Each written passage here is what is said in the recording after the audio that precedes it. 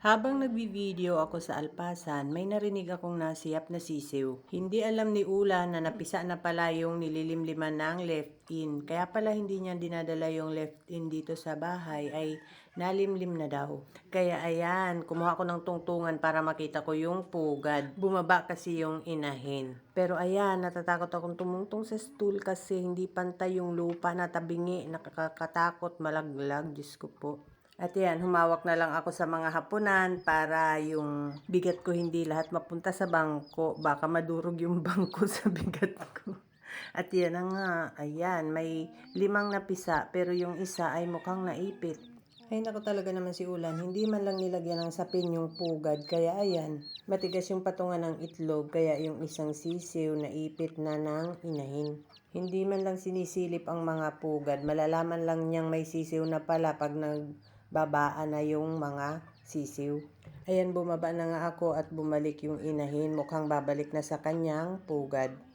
Nagsisiyapan na kasi ang kanyang mga sisiw.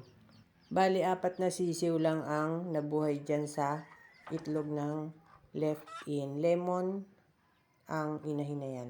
Pinadala ko na yan dito sa bahay at ako ang mag-aalaga. Hindi marunong mag-alaga si Ula ng sisiw. Pag malaki na ulit yung mga sisiw na yan, saka yan naalpasan dyan sa range area. Ayan na yung mga napisang sisiw. Dito ko sa tangkal inaalagaan. Pag maano na yan, malalakas, saka ko ibababa sa lupa. Ayan.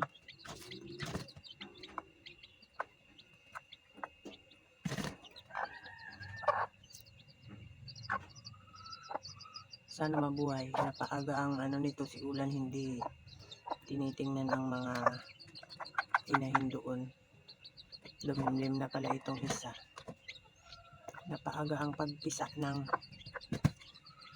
mga sisiw. Sana nga ay makaano ito, makasurvive.